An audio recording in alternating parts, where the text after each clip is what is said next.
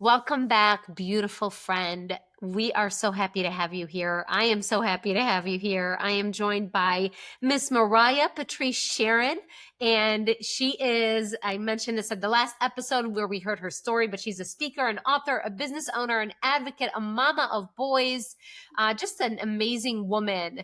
And the topic that we talked about last time was her story of how she went from dying inside to stepping into it was time for her to dance and really owning that. And if you haven't listened to that episode, go back and listen to it because I think that would be really helpful because today we're going to go practical applications. Like, how do you take it and actually start stepping into your dance and discovering what is your dance and all that good stuff? Okay, I spoke a lot. Marya, welcome back. Happy Thank to have you. you. Still so excited. Yes. All right, so let's talk practical applications. The topic is it's time to dance. Yeah.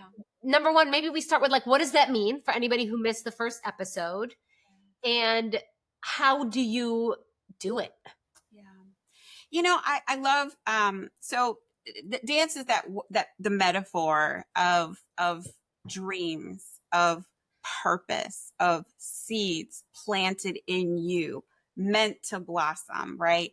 It's gonna mean something different for everyone. And I think that exploration is so valuable. Dancing is living fully, completely, boldly, embracing your gifts and talents, embracing your story and sharing them. I think of the word whimsy when I think of if someone were to say, well, how do I dance? Or how do I find that thing? What I don't know. For me, it was writing. It was always storytelling.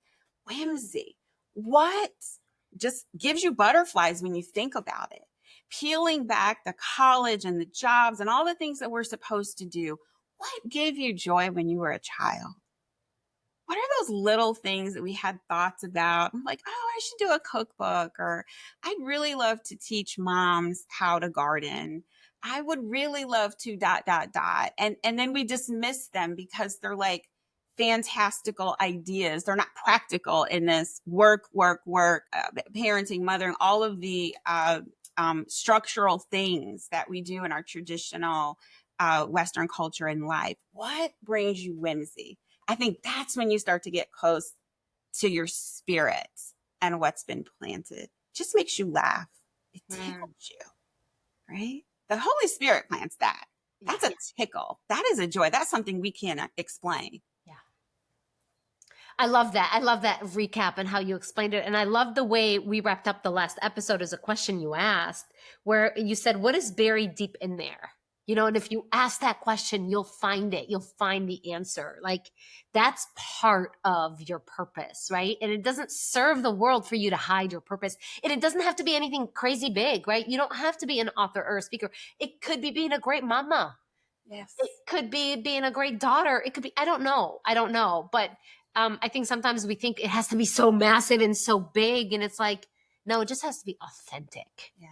You're so right. You're so right. You authentically, you planted in you. Being an author and a publisher, the story and what that means in my life. One of my favorite verses, and I'm going to botch it up, but it's in Second Corinthians, and it talks about times of trouble that we've gone through, and then it says, so that we can help others, right? That our stories, our whimsy, our dance, your whimsy, your story, your purpose has far greater purpose than we often recognize. And when people see you walking and living out what you were planted here for, oh, it's so permission giving. It is life at its fullest, as it was designed to be. But you're so right. We have to ask those questions first. We have to identify it. Yeah. Right? What is it? As we said in the last, like, what is it that was buried? Yeah. What is it? It's there, and you know it's there. Yeah. There are some you're listening right now, and I know exactly what it is because I've been afraid for 20 years. Yeah. I don't even speak it out loud. I had a conversation with someone, Nadine, and it was the first time that I ever revealed the fact that I wanted to have a show, like a talk show. I wanted to interview people and hear their stories because I love story. And as soon as I shared that, I regretted it because now it held me accountable. Mm. Right? I wanted to help, because stories heal, stories motivate. What you're doing right now, you're speaking, you're collecting stories, and they're going out there. And people are going to be moved and changed and inspired. There is so much beauty in that.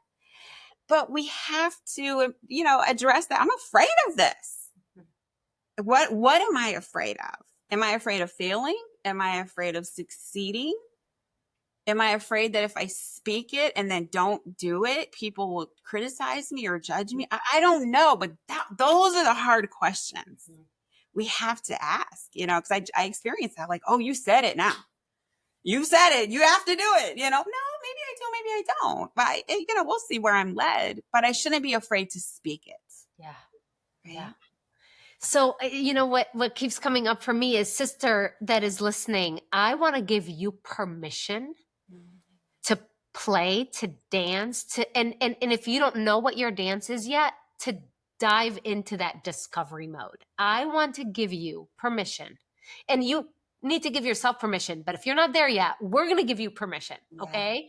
You have permission to go discover your dance and to face the fear. And fear's going to come up, and we can dig it up and go to therapy, and maybe that's part of the journey, or maybe we just say, I'm going to do it scared. Maybe you just say, I'm going to do it scared. Yes. So permission to dance, permission to start asking the hard questions, to dive into that. Okay, that's part of the practical application. What else? What else would you say, Marya, to a sister who's listening going, I'm ready to dance. I'm tired of dying inside. I'm tired of hustling for acceptance or hustling to prove something or whatever, right? Whatever it is that we're trying to do. How do we help them start dancing? Yeah. I on brand, the writer, the for me, journaling is so huge. And I believe I said it in the previous podcast, but if you ask the right questions and the hard questions of yourself, holding yourself accountable to answer. Number one thing I would do is I would write and ask myself, what is it? What is playing to me? What is dancing to me? I love what you said, permission to play, right? That almost sounds like a whole other book and project, but that's really what we're saying. To get out there and intertwine and mingle with your dreams and your purpose, right? So exploring, to put it out there, if we're not ready to speak it, to write it down. For me, part of the process is always praying over it, because I also lived a lot of life doing things my way. And that just didn't work. And the fact of the matter was, what the Lord had for me was so much better. I was missing it, right? Yeah. So I submit that. Okay, well, Lord, here's what I want. Here's what I see. Here's what I feel. What reveal to me what the next step is. And I think that's so prayer. And then the next step is the next step. See, we don't have to have a plan. I know business plans make a lot of sense for a business, but sometimes it is just the next step. What is one thing that I can do this week that will take me one step closer to this thing? Could it be calling a friend, reaching out to someone who's doing it? One thing. And that is how progress is made, because one thing a week in a year, it's unbelievable. One thing. Maybe that's just it. One thing a week. Yep. Little thing, not huge, doable. We don't want to set these big grand goals, because that's when we, get it doesn't work and we give up. We get overwhelmed. We're like, oh, I can't do this. And doubt creeps in and guilt creeps in, all the things. Like, I love that the next step sometimes is the next step. That's so simple. I just love that. I heard you say explore your dance. I heard you say pray, ask for divine wisdom. The next step is the next step. I want to repeat the do it scared. Yes. The other thing that keeps coming up for me is anytime I've stepped into a dance space from a hiding space, I had to let something go. There Mm. was an old identity, or there was an old tape that didn't serve me, or there was an old habit that I actually had to let go of in order to step into Yes. the new, the authentic. I mean, I'm getting goosebumps when you're saying that. Yes. So for me, it was Marya had all of the answers Mm, before she showed up to something, because that's what professors and that's what people who know a lot do. We know all of the answers. I would never arrive unprepared. No one would ever be able to ask me a question that I wouldn't be able to answer. That was the baggage that I had to leave from bondage to dancing. I had to say, I have to be okay saying, I don't know. wow. I don't know. And Yeah. that's okay, Yeah. because I'm willing to do the work to figure it out. I know how to ask questions, but I wanted to have everything done before. Mhm. No, dancing is that next step. I'm here. My answer is yes, Lord. I am here. I said yes. I am here. I haven't planned. I'm allowing you to do that. Now what? And you know what happened most of the time? Someone would cross my path Yep. that knew, I and can that see would it. help me over and over and over. I could talk for hours Yeah. about how I have been guided to where I am right now, from the publishing to the filmmaking. It doesn't, the authoring, somebody has helped me, Yeah. right? Yeah. That came because there was a yes. And I Yeah. walked into that space and being okay with, I don't have to have it all figured out. Yep. I don't. Right. And in order for there to be a yes, you had to say no Yes. to that perfectionist. I must know. I must have all the answers. It was like this, it like starts with this surrender. Yes. Beautiful surrender. And how I say beautiful, that weight of leaving all of that, entering the dance door, the dance room, the dance auditorium, the dance world. I had to leave all of that there, because the fact is we can't dance with all of that baggage. Right.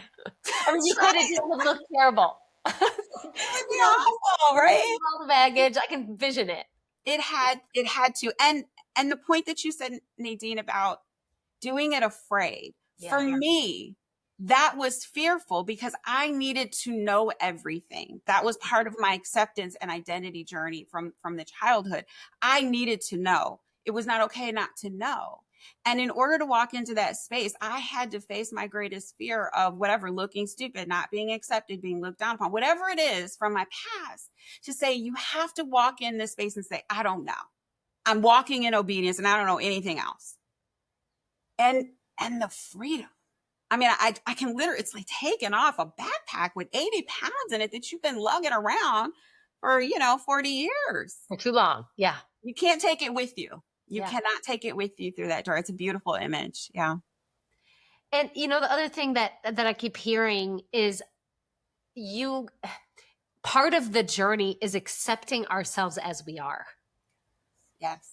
Because I think for a long time I was trying to fit myself into a mold of what I felt was acceptable in order for me to be whatever, right? All these standards that I had put on myself. And then it was like, wait, this is who I am. This is how God made me. Let me play with what I have versus try to be something I'm not. And I think that the cost of that, and I did that. So for the majority of my life, trying to fit a mold and be what everyone expected me to be and or what I thought I was supposed to be, the danger, the tragedy, right? Like someone asked me once, what's your greatest fear? Hands down, my greatest fear is leaving this space, being with the Lord, and Him saying, Marya, You missed I, I just want to cry talking about it. Like, I gave you all of these things. I put you in this situation in the right time and the right people. You had it all. And you left it, or you ignored it, or you didn't do anything with it, right? I just living is embracing all of me, all the way that I've been woven together, my gifts, and they're different than yours, and me celebrating mine and celebrating my uniqueness. And that is what I would love each one of us, each one, you listening to see every aspect of yourself. There's a reason why my hair is curly. It is my personality. It manifests the sort of wild creative nature. Embrace that. Why spend all of these years changing who I am? There's a reason why I'm very passionate and loud when I speak. That's part of me being a storyteller. There's a reason why I'm abstract in nature. That's the artist. These are all my beautiful gifts that I was trying to hide, almost get rid of. I think I would have cut some of them off. No, every part of us, every part of you has purpose, and it's beautiful. Yeah. Right? It's a tragedy that I spent 47 years, but man, the comeback is something beautiful also. Here So it I is. can take that lesson and share it, and I can do better. Yeah. And so can you. We all can. We can do this. Yeah. I love what you said about like we celebrate our own gifts and talents and everything that God has given us, right? And I also say, like, let's celebrate each other's. You know, when we see another sister dancing, let's not compare and go, well, she's dancing, so she's, or judge or gossip. Like, what a waste of energy. Let's go up to our sister and go, I love your dance. I love the way you dance. Let me show you how I dance. Cool. Let's start a dance party. Okay. So I maybe took it a little extreme, but you get what I'm saying. That's a podcast in and of itself, because yes, if we really feel whole in our giftings, we can see others and not compare and be like, man, she is thriving where she is rooted. Yeah. And how can I support and weave, and how can we dance together? Yep. Not in competition, in support. Yep. Yeah, that's next level, right? Yeah. That's when it really exciting. That's when the world has changed. When we all bring our dance, right? And then we all dance on purpose, in our giftings, unapologetically. Yeah. All right. So we're at that time. And so, sister, I'm so happy that you joined us. I believe if you are here, it is time for you to dance. Yeah. It is time for you to give yourself permission to start exploring that. It is time for you to let go of the old and replace it with the authentic. It is time for you to explore and pray and do the next step, because sometimes that's what it is. The next step is the next step. It's time. It's time. So I invite you to dance. I invite you to just, and you know what? When you start, you might look silly. People are like, oh, look at her. She's dancing. She's weird. But quickly you'll catch on and you'll figure out your dance and you'll figure out your rhythm. And I just want to invite you, and I'll be dancing. So just know that I look silly on the dance floor too.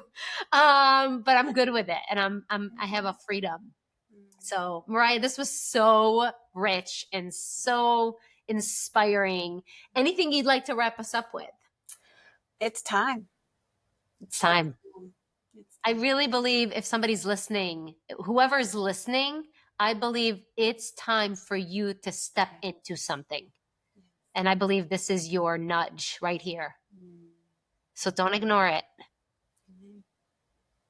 Amen. Thank you, sister. We love you so much, and we will catch you on the next episode. Thank you. Bye, ladies. Bye.